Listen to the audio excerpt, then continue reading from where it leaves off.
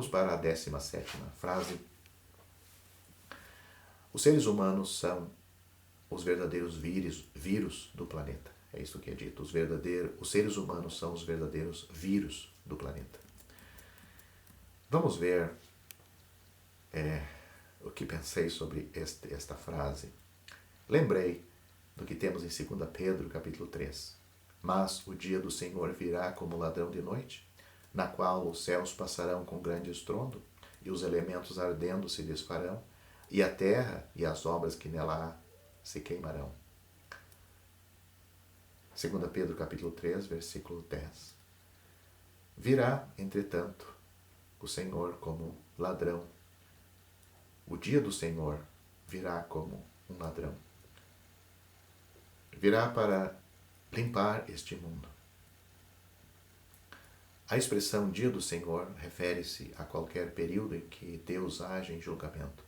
Era usado no Antigo Testamento para descrever qualquer ocasião em que Deus castiga os perversos e triunfa sobre seus inimigos. No Novo Testamento é um período com vários estágios, o dia do Senhor. Note, primeiro, refere-se à tribulação, um período de 7 anos durante o qual Deus julgará o Israel incrédulo. Isto você pode conferir em 1 Tessalonicenses capítulo 5, versículo 2, 2 Tessalonicenses capítulo 2, versículo 2. O segundo estágio do dia do Senhor inclui sua volta à terra para se vingar daqueles que não conhecem a Deus e não obedecem ao Evangelho do Senhor Jesus Cristo. 2 Tessalonicenses capítulo 1, versículos 7 a 10. A terceira fase é usado para o milênio, quando Cristo reinará sobre a terra com cetro de ferro. Atos capítulo 2, versículo 20. E a quarta fase refere-se à destruição final dos céus e da terra com fogo. Esse é o significado de 2 Pedro capítulo 3. É dito virá como ladrão, ou seja, de forma inesperada e destrutiva. Os céus passarão e sem dúvida uma referência ao céu atmosférico e talvez ao céu estelar, mas não ao terceiro céu, o lugar onde Deus habita. Toda a matéria será destruída em um acontecimento semelhante a um holocausto nuclear universal. A terra e as obras que nela existem serão atingidas. Não apenas as obras da criação natural, mas toda a civilização será consumida. As grandes capitais do mundo, com as suas construções imponentes, e todas as grandes conquistas da ciência estão condenadas à destruição. Enfim, o vírus vai ser eliminado, mas os salvos vão habitar no novo céu e na nova terra, aonde vai habitar a justiça. Vamos para a 18ª frase. É dito: o planeta se regenera rapidamente sem humanos. Todo o problema se encontra na natureza humana. Ela é má desde a sua infância.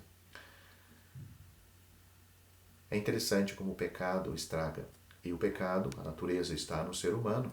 Então ele corrompe tudo que coloca a mão. Mas nós lemos de que um dia este mundo estará sem pecado.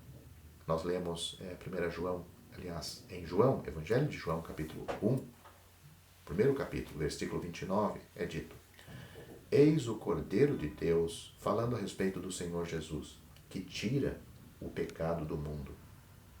Não só tira o pecado da vida dos salvos, dos pecadores salvos, mas vai chegar um dia em que esta obra, enfim, vai tirar o pecado do mundo, vai deixar o mundo sem pecado. É quase inacreditável, mas é real. É dito no dia seguinte, se você ler todo esse versículo, começa no dia seguinte: João viu a Jesus que vinha para ele. Então disse: Eis o Cordeiro de Deus que tira o pecado do mundo. No dia seguinte, depois da visita dos fariseus em Jerusalém, João levantou os olhos e viu a Jesus que vinha para ele. Na emoção e agitação daquele momento, ele gritou: Eis o Cordeiro de Deus que tira o pecado do mundo. O cordeiro era um animal sacrificial entre os judeus. Deus ensinara seu povo escolhido a matar uma ovelha e espargir o sangue como sacrifício. O cordeiro era morto como substituto e seu sangue era derramado para que os pecados pudessem ser perdoados. Entretanto, o sangue de ovelhas mortas no período do Antigo Testamento não tirava o pecado realmente. Aquelas ovelhas eram figuras ou tipos, apontando para o futuro, para o fato de que Deus um dia providenciaria um cordeiro que realmente tiraria o pecado. Através dos anos, judeus piedosos haviam esperado pela vinda desse cordeiro. Agora, finalmente, o tempo chegara e João Batista triunfantemente anunciou a chegada do verdadeiro Cordeiro de Deus. Quando disse que Jesus tira o pecado do mundo, ele não quis dizer que todos os pecados de todas as pessoas estavam, portanto, perdoadas ou perdoados.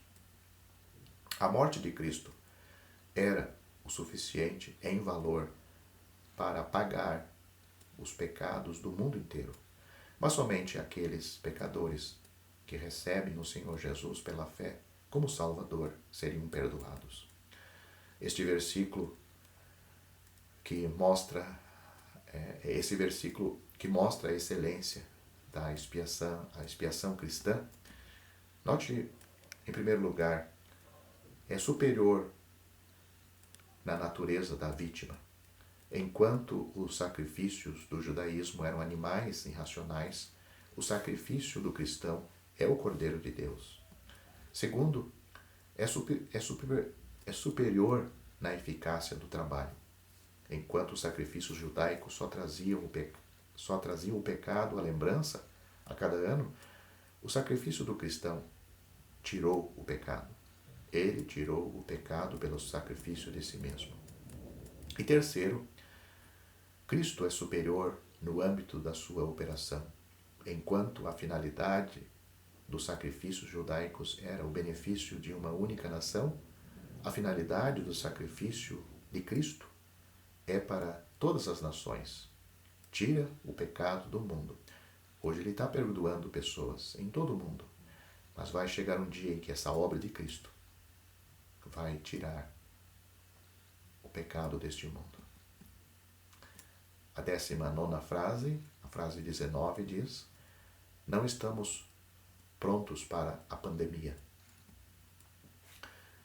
O Senhor Jesus disse em João capítulo 14, versículo 6, que as pessoas também não estão prontas para ir para o céu. Ele disse: eu sou o caminho, e a verdade e a vida. Ninguém vem ao Pai senão por mim. Eu acho interessante que alguns pregadores trocam essa palavra ninguém vem ao Pai por ninguém vem ao céu, mas o Senhor Jesus então disse ninguém vem ao céu, ainda que seja uma verdade. Disse-lhe Jesus: eu sou o caminho e a verdade e a vida. Ninguém vem ao Pai senão por mim. Certos pregadores querem, na inocência, eu acredito, querem colocar o céu como mais importância do que o Pai. Quando que o céu é céu, só porque o Pai está lá. Então, e não somente isto, a pessoa podia chegar no céu, mas se não chegar no Pai, se ele não chegou ao Pai, se Cristo não levou ele ao Pai, não levou ele a Deus, o céu para ele não tem nenhum sentido, não tem nenhum valor, nenhum significado. Esse lindo versículo deixa bem claro que o Senhor Jesus Cristo é em si mesmo o caminho para o céu. Ele não somente mostra o caminho, ele é o caminho. A salvação está em uma pessoa. Aceite aquela pessoa como sua e você tem a salvação, tem o céu, tem o Pai. A salvação está em uma pessoa. Cristo, o cristianismo é Cristo. O Senhor Jesus não é só um dos muitos caminhos. Ele é o único caminho. Ninguém vem ao Pai senão por Ele. O caminho para Deus não é pelos 10 mandamentos, pela regra áurea, pelas ordenanças, por ser membro da igreja. É por meio de Cristo e somente Cristo. Hoje muitos dizem que não importa em que se crê, contanto que se seja sincero. Dizem que todas as religiões têm algo de bom e que todas conduzem ao céu, afinal. Mas Jesus disse o contrário. Ninguém vem ao Pai senão por mim. Então, o Senhor é a verdade. Ele não é somente alguém que ensina a verdade. Ele é a verdade. Ele é o caminho, mas ele também é a verdade. Ele é a personificação da verdade. Os que têm Cristo têm a verdade. Ela não é encontrada em outro lugar. Cristo Jesus também é a vida. Ele é a fonte da vida, tanto espiritual como eterna. Os que o recebem, têm vida eterna, porque ele é a vida. Então, você pode estar preparado para o céu, aceitando Cristo. Pode não estar preparado para a pandemia, que mata o corpo, mas pode estar preparado para o céu, confiando em Cristo pela fé. A 20ª frase, a frase 20, é dita: os políticos sempre aproveitam qualquer oportunidade para puxar o tapete do rival. A Bíblia também fala de política. Note o que ela diz. Temos uma narrativa bíblica de que a política sempre estará de mãos dadas contra Deus e seus princípios. Note o que diz Lucas capítulo 23. E no mesmo dia, Pilatos e Herodes entre si se fizeram amigos, pois dantes andavam em inimizade um com o outro. Esse acontecimento foi quando os dois estavam julgando o Senhor Jesus por ser acusado pelos judeus que ele era digno de morte. Os judeus queriam a crucificação. E esses dois homens consentiram com os judeus. Eles eram inimigos, mas nesta ocasião em que tinham algo em comum, contra um homem santo, contra Deus, porque Jesus era Deus e é Deus. Então, eles se fizeram amigos. Então, aí nós vemos a política. A última acusação que os judeus trouxeram a Jesus, a agitação do povo, não obteve a devida repercussão. Agora eles enfatizam que Jesus sublevava o povo da Galileia até Jerusalém com sua doutrina. Pilatos ficou embaraçado. Tão logo, porém, ouviu o nome Galileia, acolheu essa circunstância como uma boa-vinda, como uma boa saída, uma boa-vinda de saída, né? Os judeus esperavam que, se apresentasse Jesus como Galileu, Pilatos ficaria ainda mais irado com o Senhor. No entanto, seu desejo não se cumpriu da maneira como intentavam. Pilatos enviou Jesus a Herodes, o tetrarca da Galileia, que justamente naqueles dias se encontrava em Jerusalém para a festa da Páscoa. Em geral, acredita-se que o objetivo de Pilatos foi afastar de si a questão contra Jesus. O romano teria esperado que Herodes transportasse o prisioneiro para a Galileia, então Pilatos se teria livrado de Jesus. Esse tipo de transferência não era desconhecida para os romanos. Note algo semelhante com Paulo em Atos capítulo 26, versículo 3 e os versículos seguintes. Mas é questionável se essa intenção de fato existia em Pilatos no presente caso.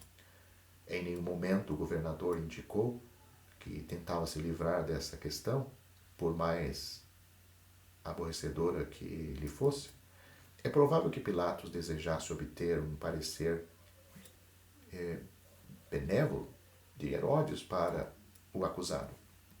Talvez ele buscasse um esclarecimento sobre a pessoa e o projeto de Jesus, que se tornava cada vez mais nebuloso para ele.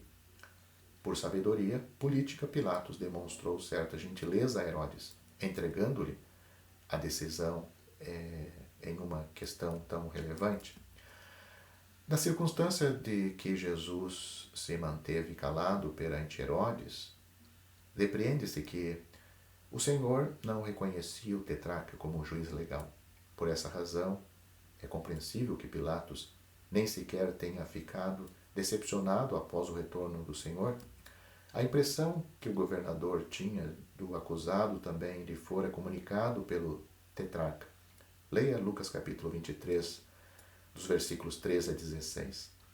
Herodes alegrou-se muito ao ver Jesus, porque acreditava que agora se cumpriria seu desejo há muito acalentado. No passado, ele tremera quando o boato acerca dos milagres do Senhor lhe chegara aos ouvidos. Esse espinho agora se embotara. O tetrarca leviano tinha a esperança de presenciar um sinal miraculoso de Jesus para seu próprio entretenimento e da sua corte. O silêncio do Senhor é notável. A história da paixão informa que o Senhor permaneceu calado em 4 ocasiões, perante Caifás, em Mateus capítulo 26, versículo 63, perante Pilatos, em Lucas 23, versículo 9, e 2 vezes perante Pilatos, em Mateus capítulo 27, versículo 12, e João capítulo 19, versículo 9. O Senhor silenciou quando poderia ter falado. Ele falou quando poderia ter se calado. A majestade de seu silêncio manifesta sua glória. Os sumos sacerdotes e os escribas também estavam presentes na corte de Herodes. Não perdiam a ocasião de manter seu prisioneiro sob firme vigilância. Talvez temessem que Herodes agisse de forma excessivamente indulgente com Jesus. Contudo, o desprezo do tetrarca não se abateu sobre o Senhor pelo fato de os sumos sacerdotes e escribas o acusarem, mas porque Herodes viu frustradas suas expectativas. Para escarnecer de sua dignidade messiânica, Herodes mandou colocar nele um manto de cor ofuscante. Com esta veste, devolveu Jesus a Pilatos. Para Pilatos, isso significava um indício de que o suposto rei desse tipo não merecia condenação, mas, no máximo, desprezo. O relato sobre esse episódio termina na observação de que Herodes e Pilatos, que até então eram inimigos, naquele dia se tornaram amigos. Esse desfecho parece suficientemente relevante ao presente evangelista para ser mencionado. A ligação amigável entre Herodes e Pilatos perante o Senhor, que padecia, exemplificam uma série de alianças firmadas por inimigos inconciliáveis quando visam combater conjuntamente a Cristo e sua obra.